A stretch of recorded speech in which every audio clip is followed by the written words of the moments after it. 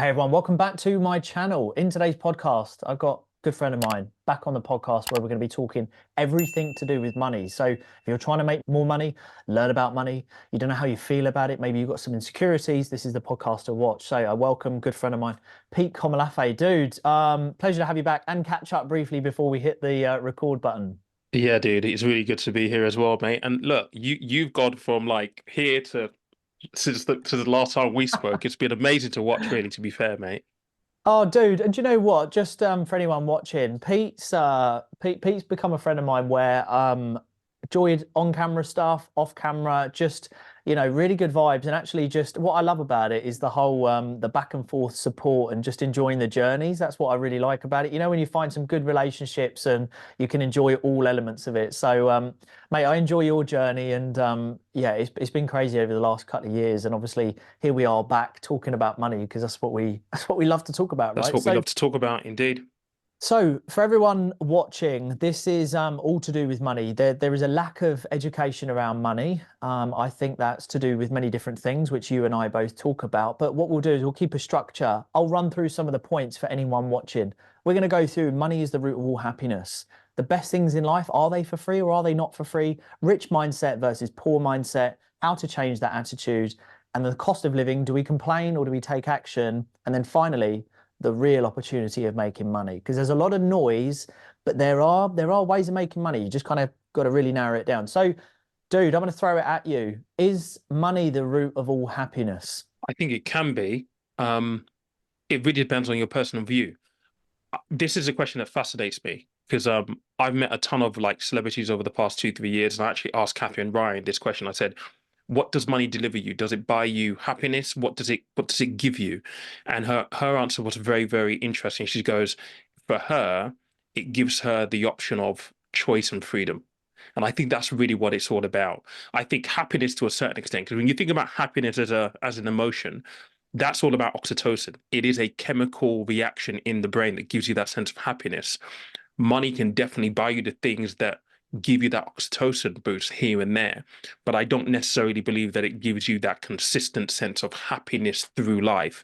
And I feel as though in the social media age, there is a lot of emphasis on money delivering that specifically. I think there's a lot to do with how we as individuals, as people, see the world. I know a lot of people with a lot of money who are miserable because money brings its own problems. So for me personally, it can add to happiness. It can provide momentary happiness, but I don't think it dictates that full sense of fulfillment that we all innately look for as human beings. I think it's blurred lines, isn't it? When we hear that word happiness, I think people attach to that, like, well, it doesn't, I don't wake up happy. I don't think we're never really on about like you say, that feeling of waking up and you're just happy because you got money. But I think it's the resources, it's the options, it's the freedom, it's that not arguing with your partner because you're worrying about money. It's being able to take a vacation if you want to and get away from perhaps the busyness of life. It's just having those options, isn't it? And I think really the more education, the more conversations around money, the change of attitude will make a lot more people who write it off and go, no, it's the root of all evil. It's not the root of all evil. If you're evil, you're evil. It just Mm. enhances that, doesn't it? So I think that, actually seeing it from the perspective of it can do a lot of good. And I think depending on where you come from, do you think that's a massive indicator on how you end up having a relationship? Because as you know, very similar to yourself, when I was growing up, money wasn't a thing. And it did bring stress. So I saw that no money can bring stress. And now where circumstances are different, I have a very different relationship with money and it doesn't bring me any stress because I came from that sort of type of background. Do you think where you come from and your upbringing then plays a part? 100%. I mean, because, I talk about this extensively in the fact that your earliest memories of money and your money script that you have in your head has a huge impact on how you see money. So I can speak from my own personal experience. I grew up with a scarcity mindset. I grew up with this understanding that in our household, money was always a scarce thing. And so as you get into adulthood, or at least as I got into adulthood, there was still that underlying kind of concern that, well, I don't necessarily have a good money. Where am I going to get money from? Money can be hard to earn. And you kind of have to rewrite that script to a certain extent in your head. And there are things that you can do practically from a financial point of view, for sure, to help you get in a better position. That is, cultivating the right habits, making sure that you've got a nice emergency fund behind you so that you feel mentally secure and financially secure. But you cannot underestimate that those early years and what impact they have on you later on in life. Because when it happens, I mean, we know that from studies, financial habits are, formed by the age of 7.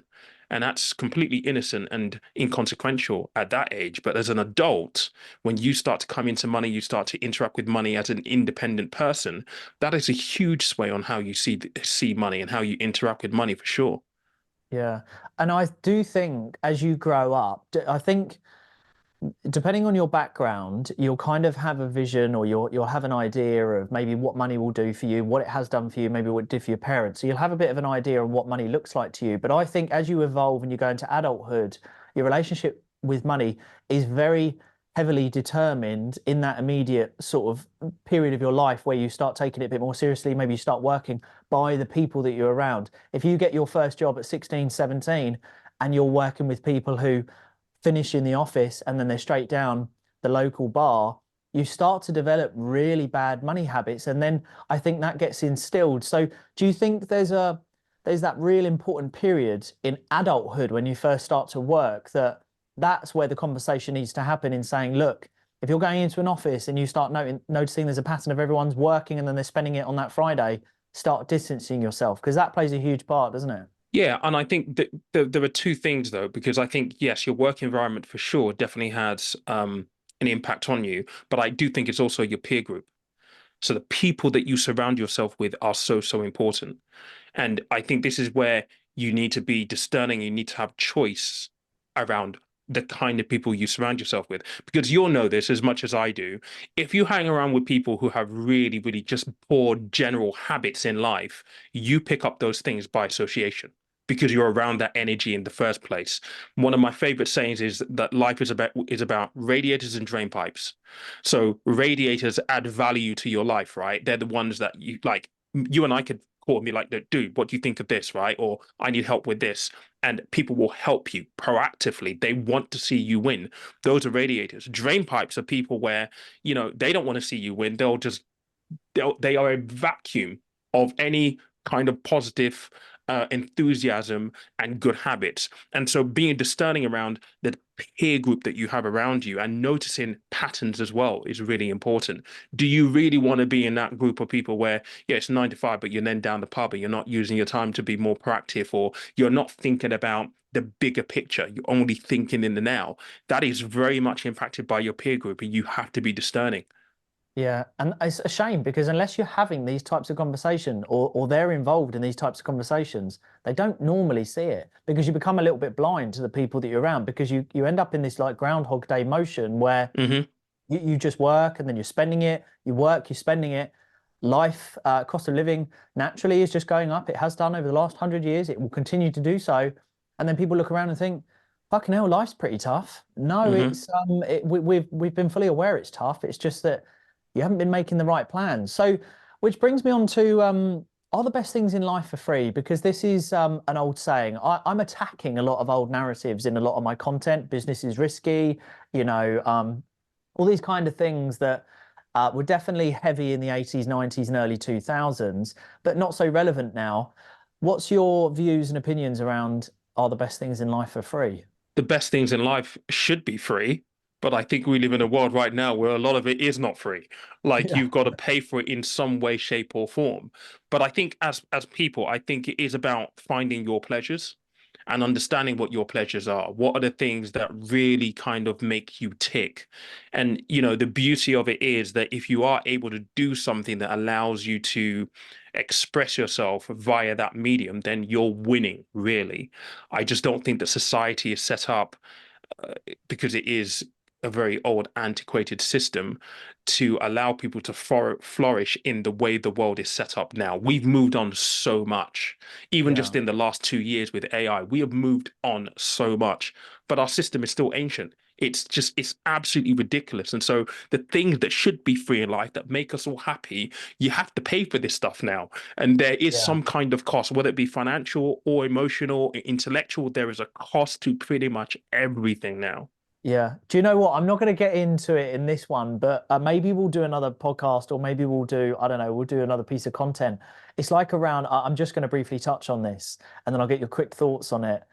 It's like we technically, and I'm saying technically, just due to the amount of QE that's happened and just the sheer amount of debt and that the UK is backed by no physical, tangible assets, we Hmm. actually, none of us should, we don't even need to pay tax anymore. Back in the day, if we go back, you'd pay tax collectively to have a building. The government's going to build a new hospital. Well, hospitals are built by government contracts and the money's transferred. I'm not being funny. We're in so much debt. A digital transfer could still be made anyway. They don't physically need the tax money anyway to go Hey, irritate, listen, I'm with irritate you on the this one, shit out of mate. me. I am 100% with you. Like, we can't swear on this, but trust me, we are in dire straits. Like, the Western world is in dire, dire, dire straits because Yeah. our debt is so unsustainable. And what do? We just print more money. So if that is Yeah. the principle that you can just print money, why do we need to pay tax? Why pay tax? Just print the money. Print the money. We need more Exactly. homes. Print the money. Why do you need tax? People are literally, we're heading into a retirement poverty crisis in this country.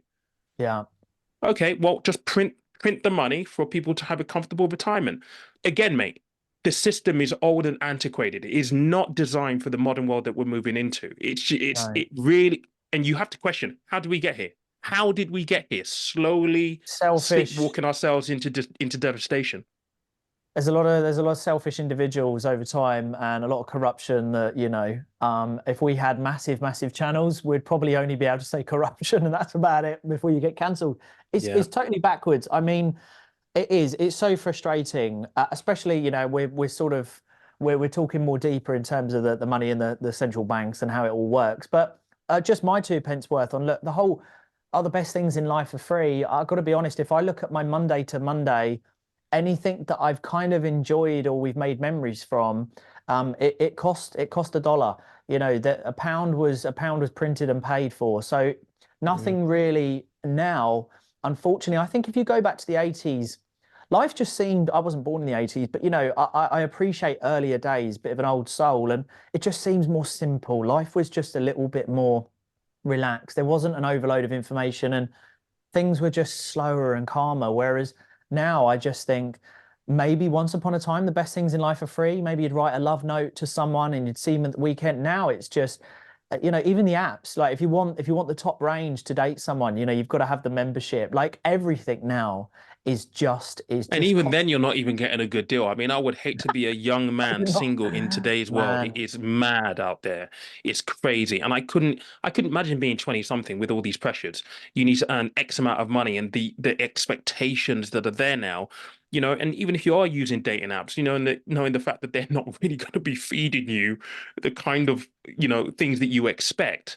No. Mate, it's tough. It's really tough. It is. So look, I think the best things in life are definitely not free. You need to be bringing in cash flow. Cash flow is king. And for any guys on here, just we got me and Pete are both guys as far as I'm aware. I'm a guy, but forget all this high profile men stuff. It's a load of nonsense. Rich mindset, poor mindset. Talked about a lot in books, online. It's quite a common quote, but it's very real. You don't have to be rich to have a rich mindset. You can start as you mean to go on, like anything in life. And the poor mindset is, again, lack of information, possibly the people that you're surrounding yourself, maybe some insecurities, maybe some failures, maybe debt keeps you in a poor mindset. But you don't need to have money in the bank to transfer and begin a rich mindset and push forward. So, thoughts on the rich mindset versus poor mindset? Look, I think how you see the world is important, but more importantly, how you carry yourself and how you perceive your position in the world is even more important. So you can picture the world as it's going to hell, everything's going to be horrible. That's fine. You do that if that's what you want to do. But if you also believe that in your position in this world that you're going to willfully just go on this ride where the world is in destruction and you have no control, that's even more worrying. So this Mm, whole rich mindset, poor mindset is a real thing because it's about how you perceive yourself. You'll know this, mate. If you decided, like, hang on a second, I'm just going to be a victim of my circumstances, you wouldn't be sat there today doing what you're doing. And I definitely wouldn't be sat here today doing what I'm doing. And people Mhm. just misconstrue the fact that, yes, money is important. Yes, you need to have the right mindset to earn money. And people just believe that if you have a rich mindset, then you're just doing a whole bunch of nonsense that's on social media right now.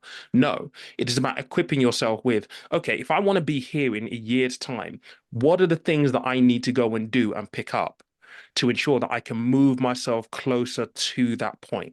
And it doesn't matter whether you see a 10-step journey, you only make 5. You've made some progress.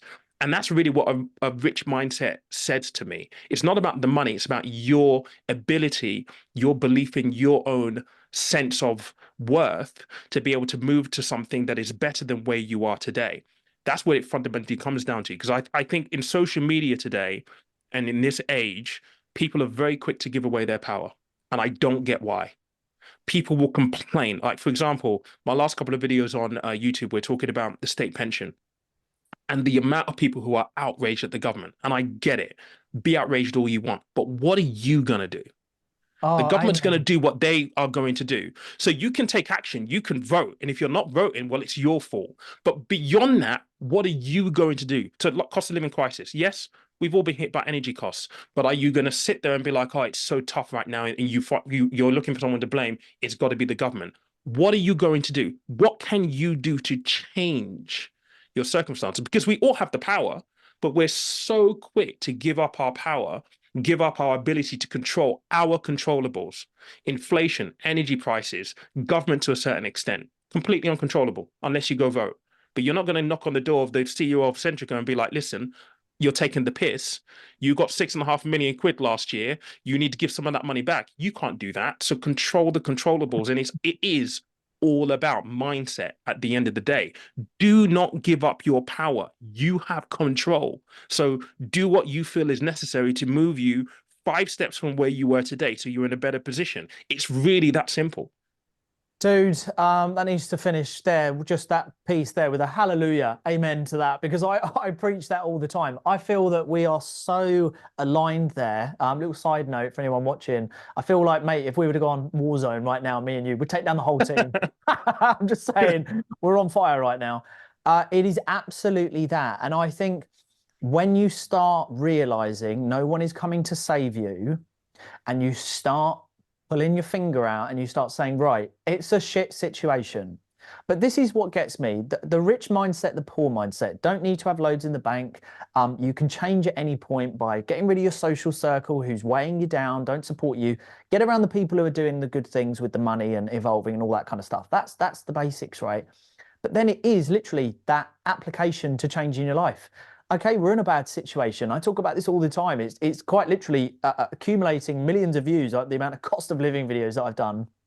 That's what it is.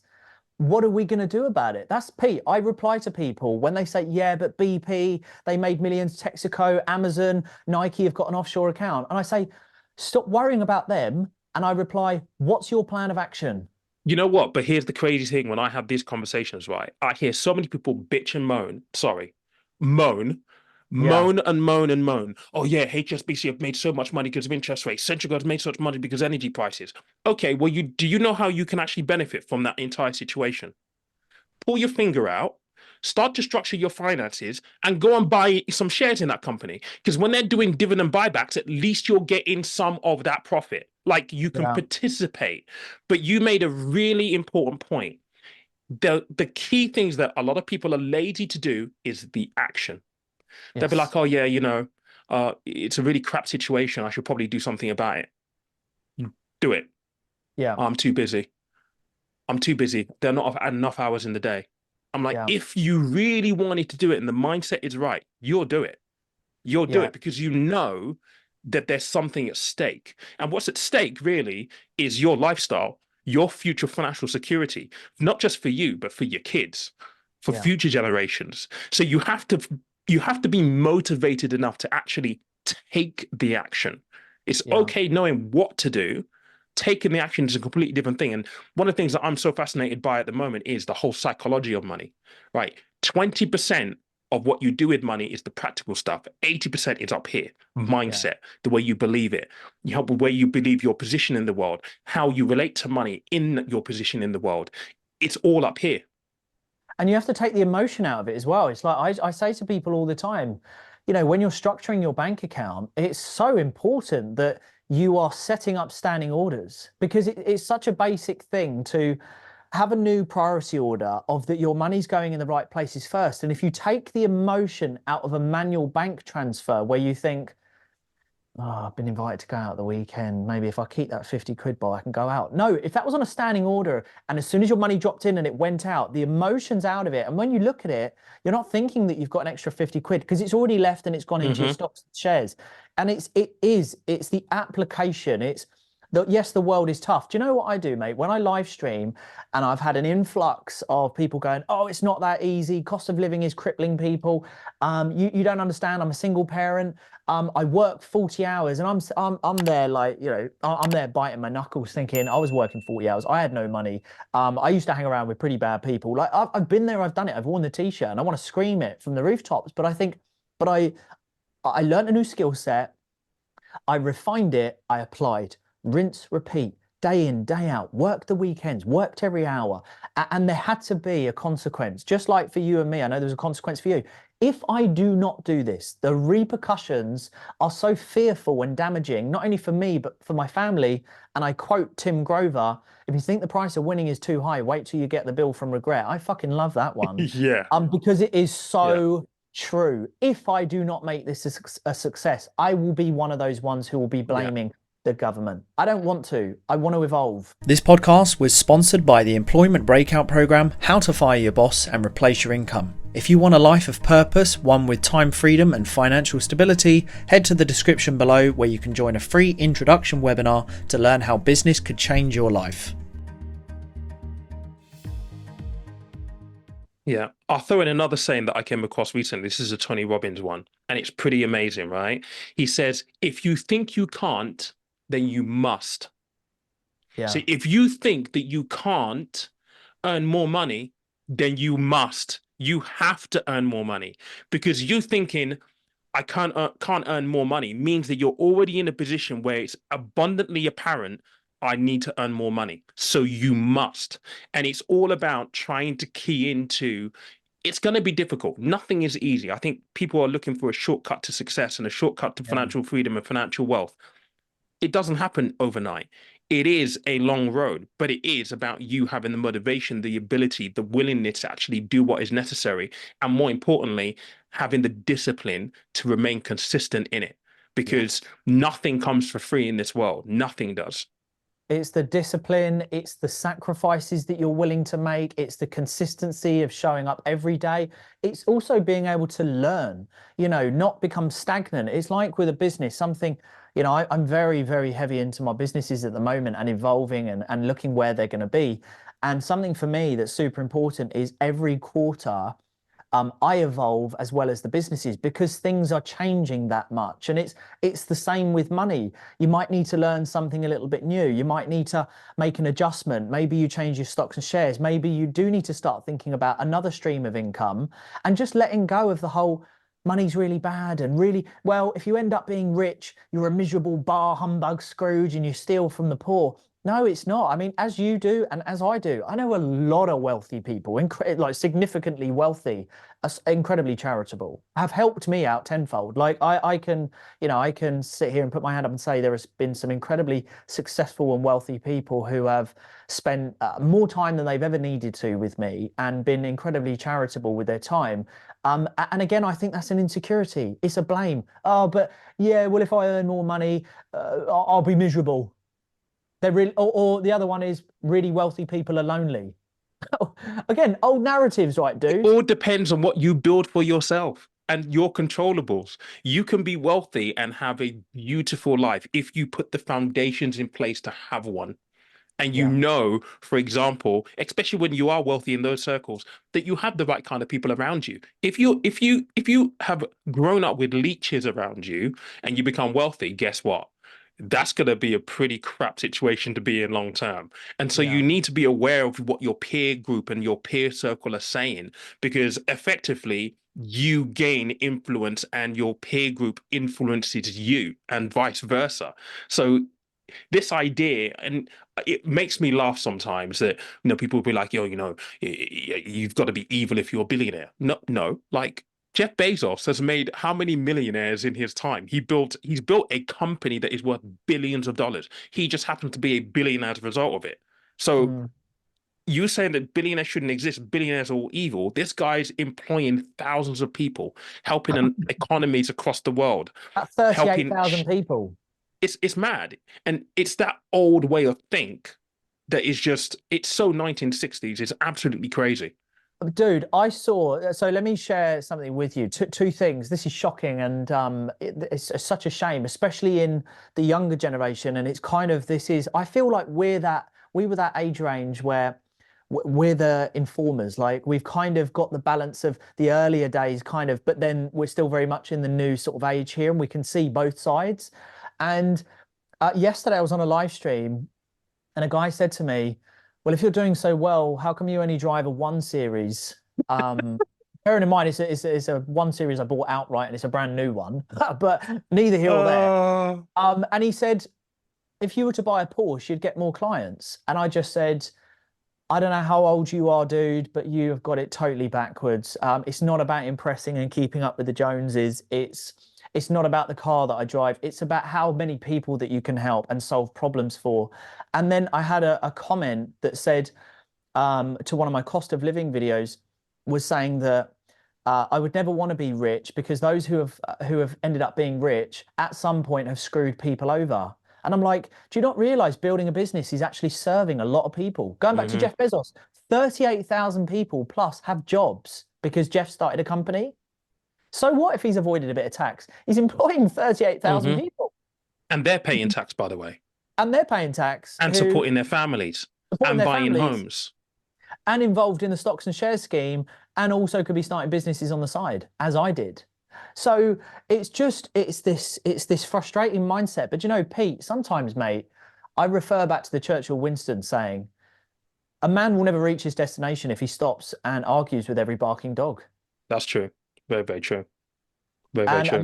A lion never turns round to a yappy dog barking at it. You know, just like these whole sayings of you can only help so many people. And we need to talk about money more, and money is a good thing. But I feel some people, and I hate to say it, but I do feel some people are a lost cause because they're not willing to cut off their social circles who are draining them of the possibility of life and the personal development that could happen. And unfortunately, I don't think some people in the world will ever cut off people because, again, with the social society, people don't want to be on their own, Pete. They're I know, but this is exacerbated by social media. So, for example, that first example that you gave, where if you're successful, why are you driving a 1 Series? Since when has a car been a symbol of success? You're watching too much Andrew Tate, and I get what Andrew Tate talks about, and I do listen to some of his stuff, but I'm like, you are not defined by the car that you drive, right? The car you drive means nothing. It doesn't mean a thing. I know people who will have very, very nice cars, but it's on finance and they're in debt for it. Well, hang on a second. If you own your car outright and it gets you from A to B, it's comfortable, and you haven't got monthly payments for this thing, you've probably got more free financial resources to use. So who's really in the better position here? In that instance, going back to Jeff Bezos, one of his first interviews in the car. Jeff, you're worth 12.6 billion. What's with the Hyundai? Yeah, it's a perfectly good Warren car. Buffett drives an old banger from years and years and years ago. He's not in a Porsche GT3 RS. Like, but even he his could first buy house, one. He bought that first house when he was 27. He still lives there. He still lives there. Yeah, he's not in a mega mansion in LA somewhere. This is the thing. Society is very confused around when you generate money that you're supposed to then everything business class, the Ivy, the Novikov, Amazonica, it's all meant to be that. Then it's not. It's the time freedom and living a very lean financial life, like having the ability to talk like what we're doing now, two friends talking, having a podcast and actually enjoying it. It's having that flexibility and just being smart with your money to say, do you know what? Tomorrow I'm not feeling that great. I'm going to have a day off, and I haven't got to call anyone up and say, look, I saw a meme the other day, which was a guy calling up his work saying, hey, woke up feeling great, sun's out, so probably not going to be in because I'm actually feeling too good to come in instead of instead of like I'm not feeling that great. He was like, actually, I'm feeling too good to come in. I was like, that was me. Yeah. But love it. Now look, cost of living, right? Let's just sum this up because this is something I do talk a lot about, and I'm trying to empower a lot of people. Cost of living, that's real. The crisis, definitely media driven. That gets all the clickbait. And if we still think about 60% of the population still are very believing in a lot of mainstream media, that they will take it as, oh my God, we're in a crisis. This explains why I've got no money, rather than going, actually, the last 15, 20 years have been really shit with money and I love the pub every weekend, whatever the financial spending is, right? I do a lot of these breakdowns on the average spend, and most people can actually afford private medical care. Most people can afford prep food if they were to spend it. It's priorities, right? But the cost of living, I always say, Pete, look at the Dow Jones Industrial Chart of all the markets. Look at the FTSE. Look at the commodity charts. Like, just look at all charts and see the fluctuation that you see over time, the dips, the highs, the lows. There is a pattern in financial history that there will be highs and lows, but we don't seem to plan for it. And then we cry about it when it goes to shit. Talk to me. Mate, listen, what you've just said there is probably one of the most frustrating things. And recently, I feel like I come across as a hard ass in my comments because people just say things sometimes that I'm just like, you cannot seriously just believe that. Like, you can't Uh, honestly believe that. And I think fundamentally, and this is what I say to people all the time, we're here in this point of time where the cost of things have gone up and you're stretched financially, you're struggling, and it's palpable. You can feel it in your bank account. The money's not going as far as it used to. So what are you going to learn from this moment right now? Because this will happen again. And it might be in 3 years or 4 years or 5 years time. What are you going to learn now to get you in a better position next time? And a lot of the times people don't understand what I mean. And it is about robust financial practices. Now, don't get me wrong. You can't budget your way out of everything.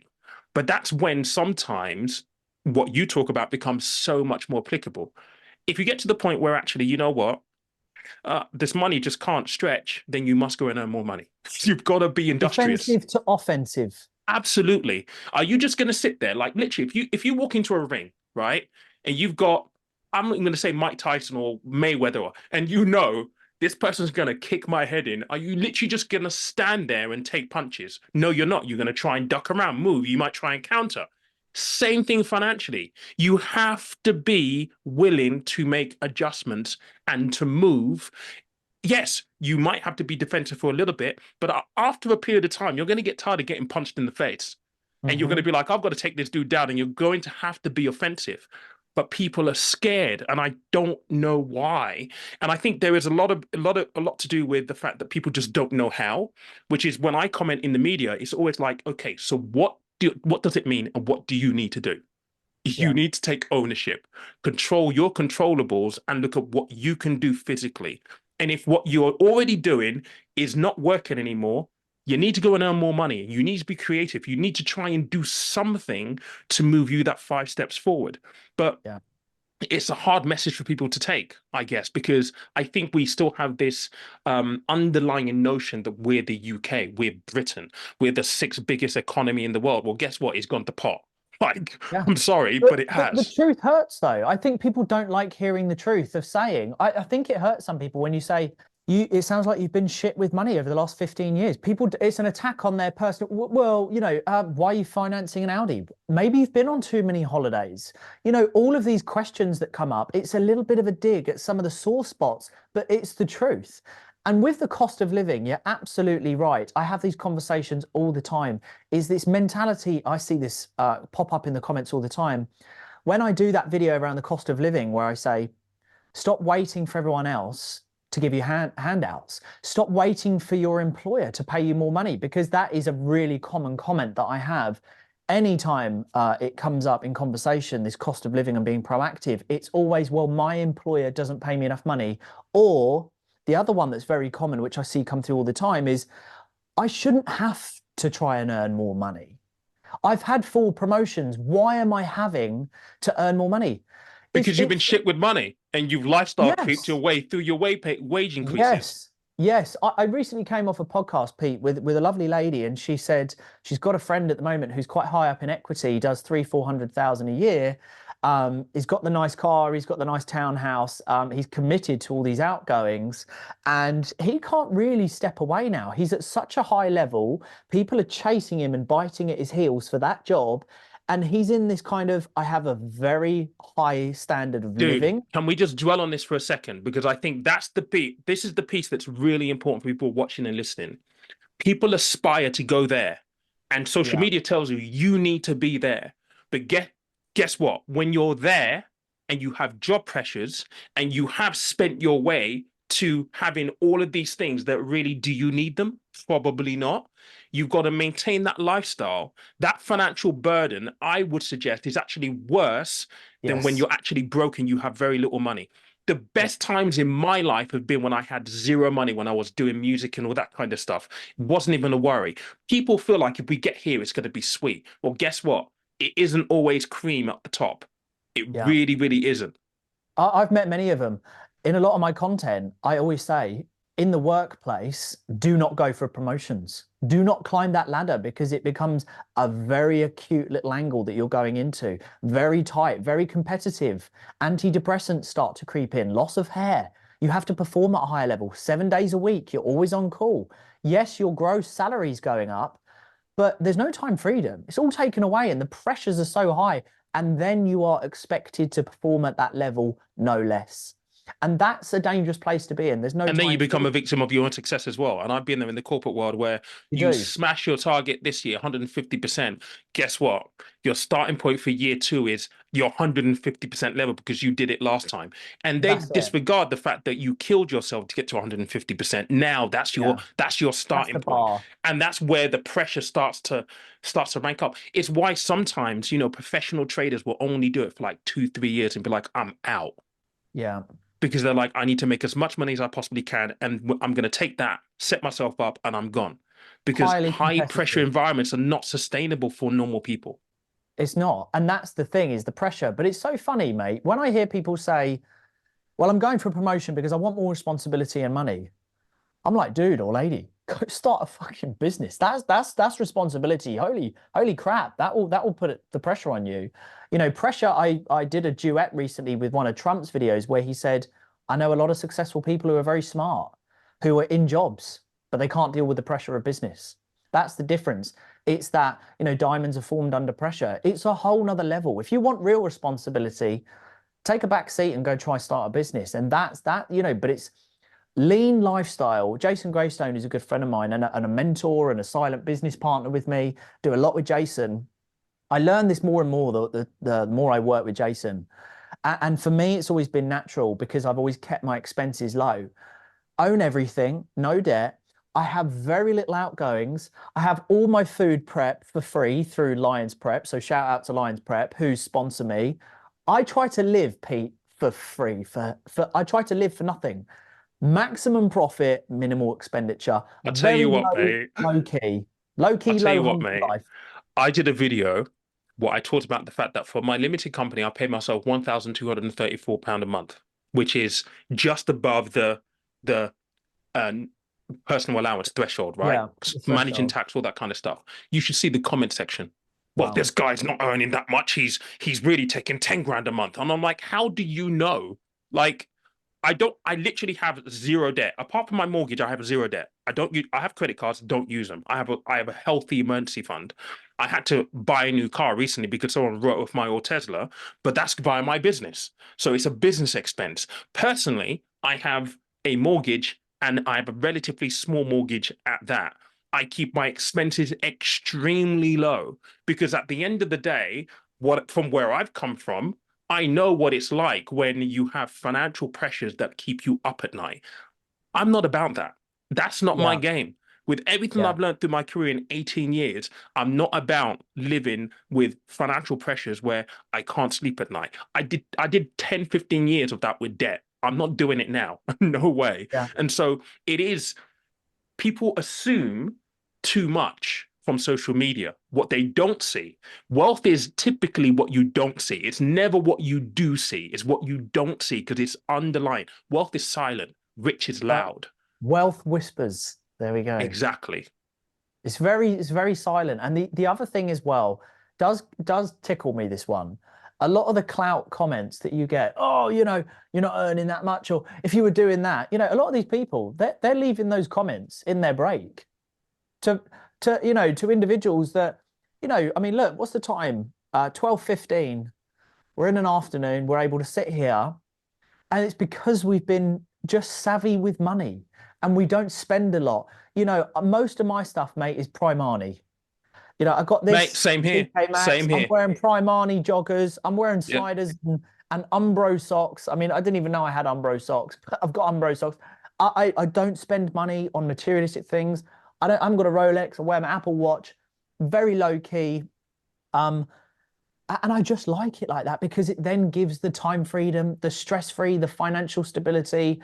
And let's just finish on, mate, the real opportunity of making money, because that's something that counters the cost of living problem. So to everyone watching at this point, do take note. If you are struggling with the cost of living or your financial situation is not great, we have never been in a better world of an abundance of opportunity to make money. How do we navigate that though, Pete? How do we really understand what models work? What should we be focusing on? Trial and error periods? Because I just want to say, so much resources are available, right? Podcast, YouTube, event, so much for free. Yeah, I think ultimately, I mean, again, I'm going to talk from my own experience here. I think the social media space is huge and the opportunity online is absolutely huge. If someone said to me 5, 6 years ago, when I was still a financial advisor working in corporate land, that I would leave that behind, get free from those golden shackles, start something online, and that would give me a 6-figure income, I'd be like, nah, no way. It's not possible. But it is true. You can actually do that. And so I think for anyone who's trying to figure out, how do I transition either from a 9 to 5, or how do I build something on the side that will allow me to indulge my passion, something I'm really, really interested in? I think that's the first starting point. What are you interested in? I think sometimes with side hustles, it can feel as though if you've got too many things going on, that you're pulled in too many directions. So if you're doing something you really, really enjoy, it doesn't feel like work. This doesn't feel like work to me. Don't get me wrong, it's stressful. I'm doing 12, 16-hour days sometimes, but it is a little bit stressful.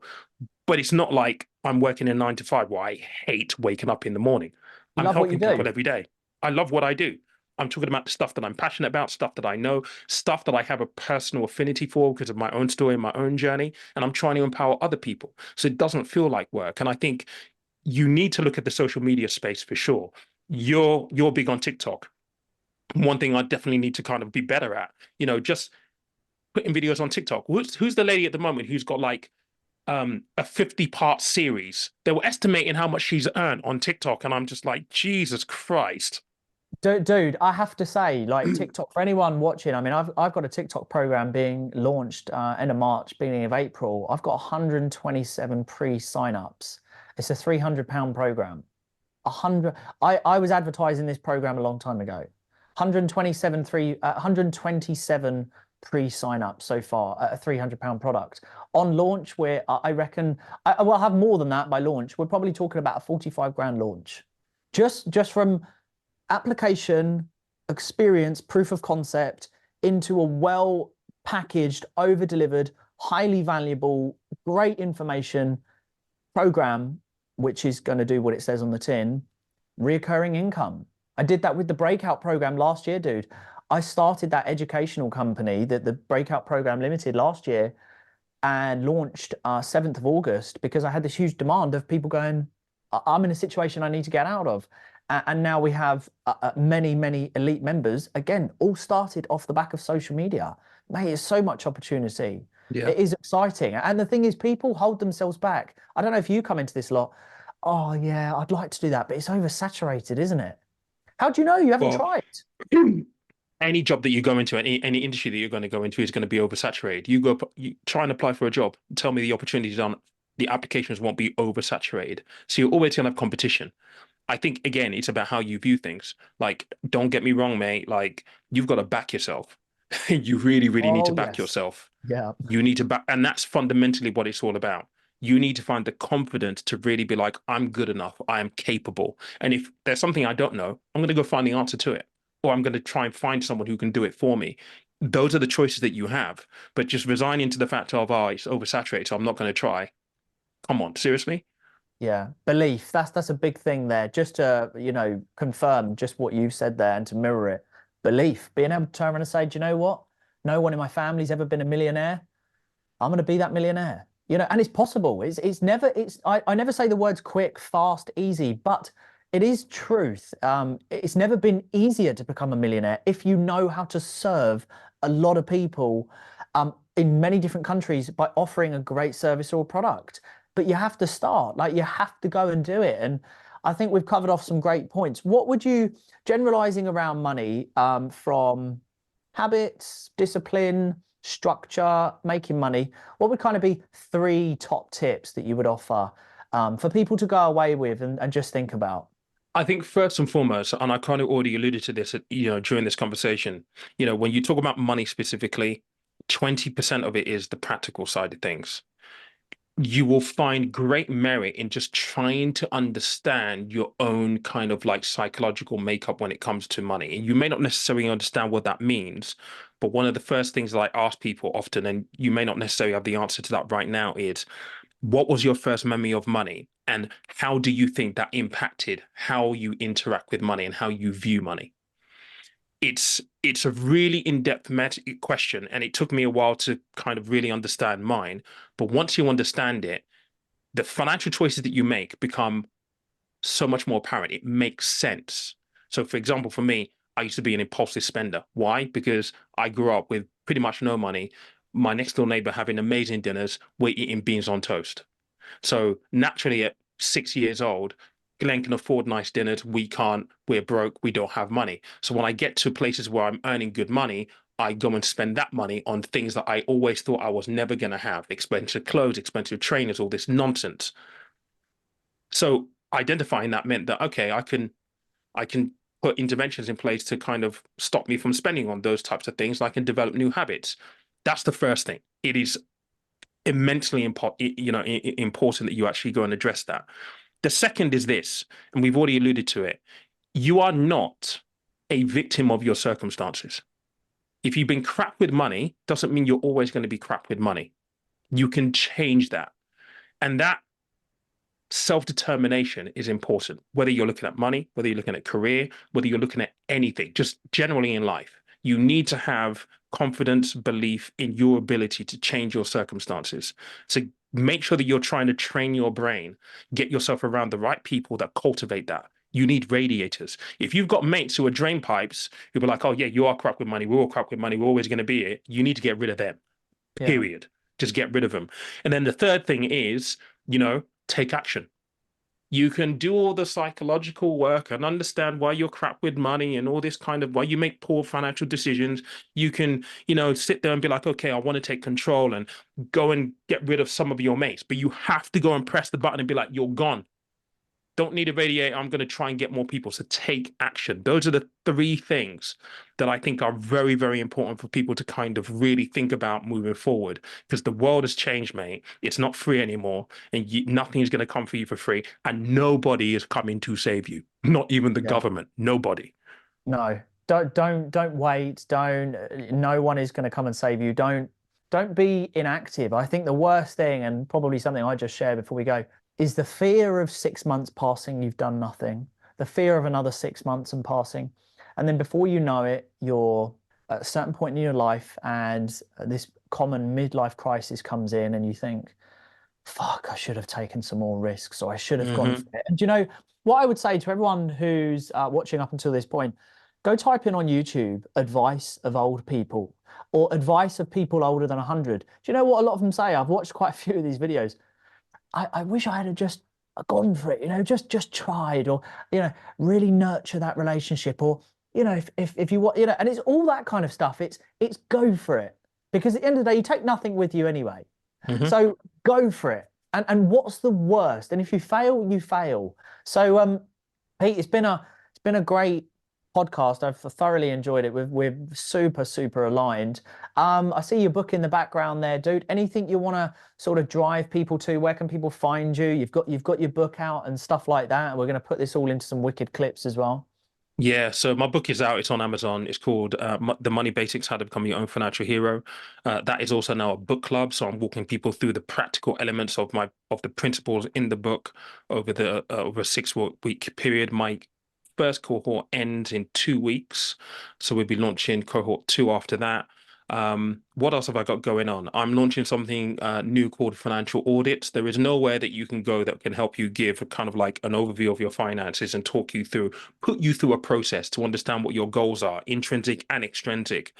So financial audit is going to be something I'm launching later on this year. It's going to be really, really fun. And it's just sitting people down, going through what their goals are and going over their finances and saying, look, where's the tweak? Where's the correction? Where does it need to be? And aligning people's understanding that, yeah, it can be scary, but it doesn't have to be scary if you look at it from the right position. So we'll be doing that in the year, and we've just closed the first intake of people who want to participate in that. But if you find me on Instagram, Conversation of Money, or just type in my name, you can apply for the second round of people that will accept into it. Amazing. Well, again, all the links will be in the description. And we must get in a warfare game. We do, mate. We do, because we're deadly. For anyone that wants to know that, we are pretty. Well, deadly. maybe you're a little bit more than me, because mate, I've not been on that thing for such a long time. You're my support gunner.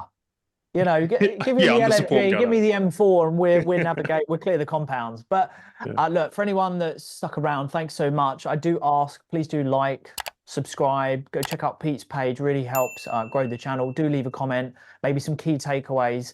And until next time, we'll see you all very soon.